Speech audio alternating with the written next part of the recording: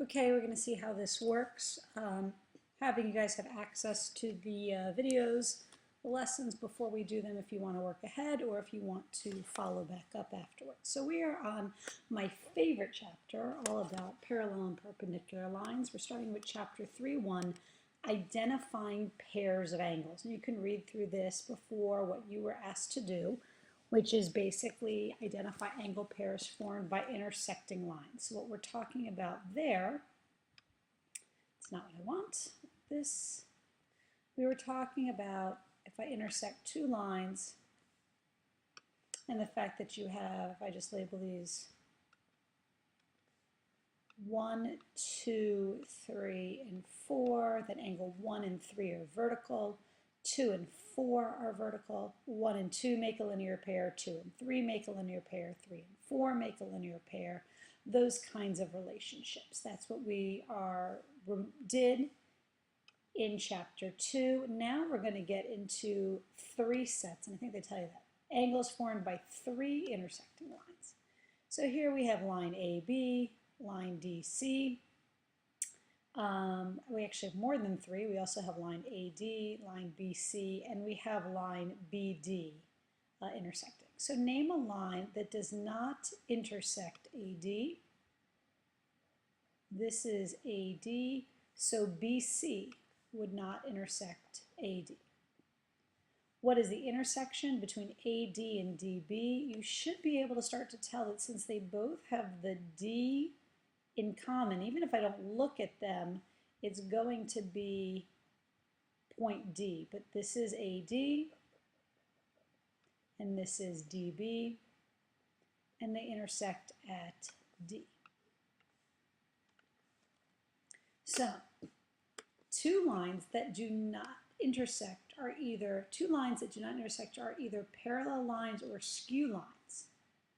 Two lines are parallel lines if they do not intersect and they are coplanar. So like N and M are coplanar, they're parallel.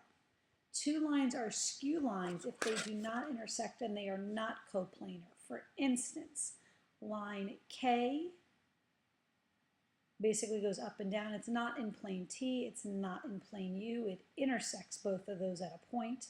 It is skew to KM. They do not intersect, but because they are not in the same plane. This goes through all that. The two lines next to each other mean parallel. Small directed triangles and shown in lines M and N above are used to show that the lines are parallel, and this symbol means is parallel to. Segments and rays are parallel if they lie in parallel lines. So for instance, if I put some dots here, and I called this AB, put some dots here, CD, then I could say that segment AB is parallel to segment CD. Okay. So, think of each segment in the figure as part of a line, and which lines are plain in the figure appear to fit the description. So a line parallel to CD and containing point A looks like it would be BA.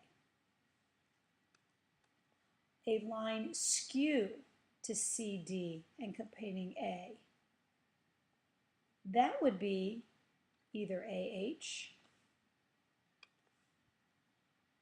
or you could also say AG. They don't intersect because they're not in the same plane. You could actually say, let's see what that point is there, BG also. This is kind of going what I think of as front and back. This is kind of going up, down. A line perpendicular to CD containing point A. And you remember, you know that a line is perpendicular if when they intersect they create right angles. That's the definition of perpendicular lines. I believe we learned that in the last chapter, but AD is perpendicular to CD, and it contains point A, and a plane parallel to EFG. So remember, any 3 points make up a plane. That's the plane there, containing point A, would be this plane over here. If they'd asked for a plane perpendicular, it would have been, change the pen color, this plane here. So there are your solutions. If you want to go back and forth and check your answers, you can pause and rewind. So now we're talking about parallel and perpendicular lines. Two lines in the same plane are either parallel or intersect at a point. If they're in the same plane, one of the two things is going to happen. Through a point not on a line, there are infinitely many lines. So through this point, there are infinitely many lines. So for instance, and you see this, I could draw that line, I could draw that line, I could draw that line, I could draw that line. Okay, so you see that. I'm trying to erase that. Oh, these aren't going to erase. We're just going to ignore them then. Let's try resetting the page. Oh, great, that worked great. Through a point not on a line, there are infinitely many lines. Exactly one of these lines is parallel to the given line. And if we remember from last year, if the slopes of the lines are the same, they're parallel. If they're the negative reciprocal, they are perpendicular. We have some postulates, and you guys will say, oh no, more postulates, but you know these. If there's a line on a point, not on a line, then there is exactly one line through the point parallel to the given line. So for any line I give you and I draw a point, there's going to be just one line that's I can make that's parallel, because it would have that point and the same slope as the original line. You did this in algebra. And for perpendicular, you would have a point and you would have the negative reciprocal as your slope.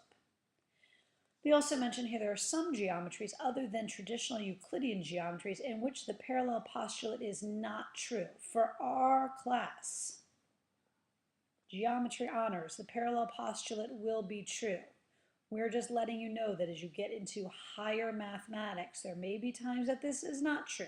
For our class, this is true. Moving on.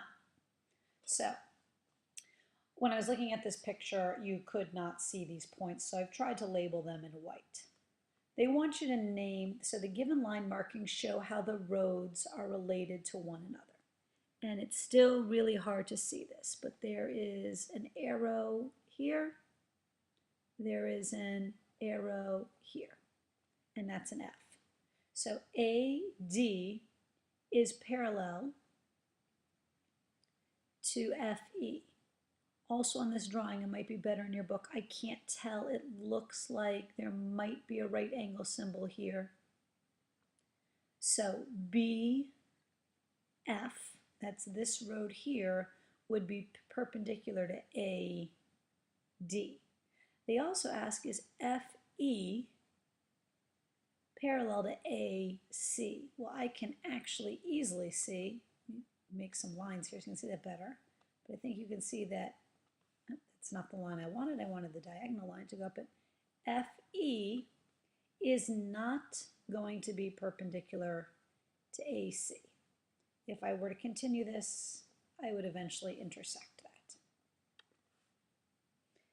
that. And here is your answers. So look at diagram in example 1. Name the line through a point H that appears to be skew to CD. Give you a moment, see if you can do it. And we will reveal the answers are either AH, line AH, or line EH. In example 2, can you use the perpendicular postulate to show that AC, so this would be AC, is not perpendicular to BF? I'll give you a minute to think about it. I hit that by accident, but yes. Okay, so I guess this is drawn here. Since A is not on MD, I moved this whole thing. Let me reset it.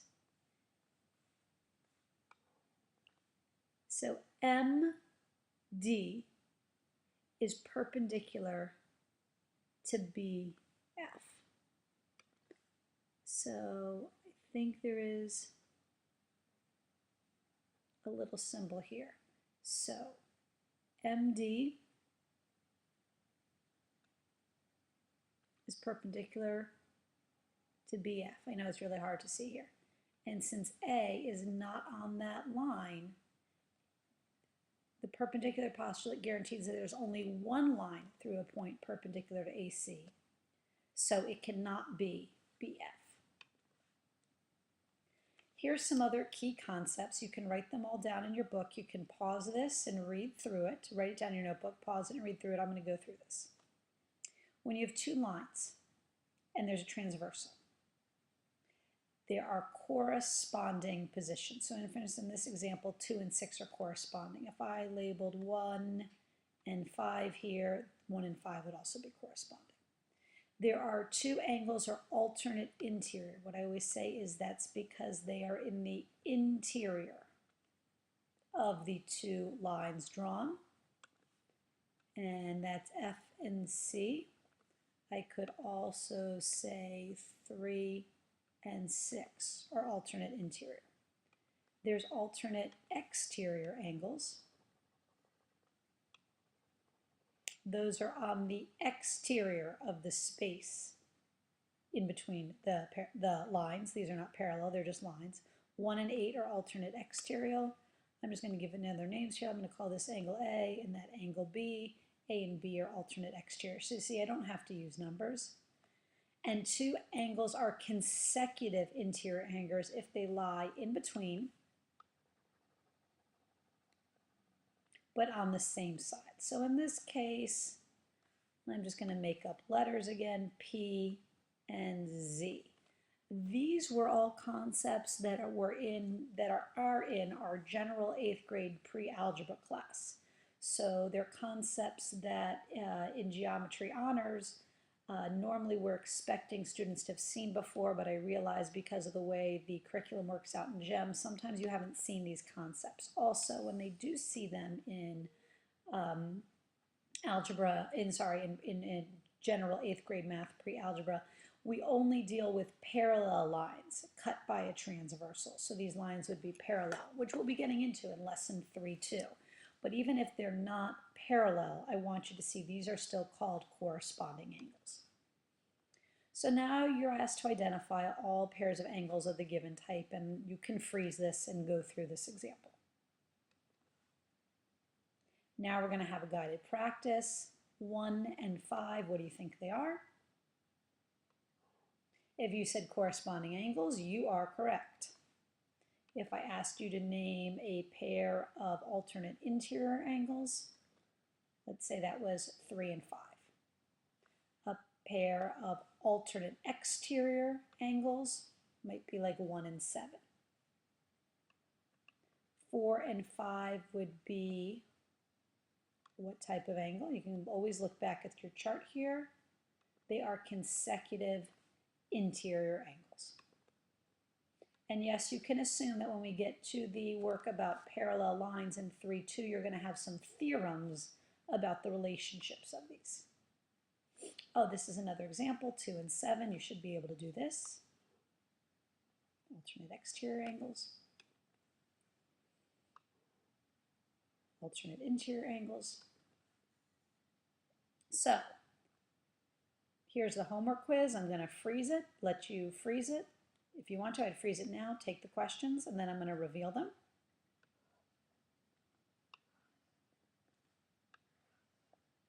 There are your answers. One more, give you a chance to freeze it. There's your answer. From there on, it's pictures of the homework pages.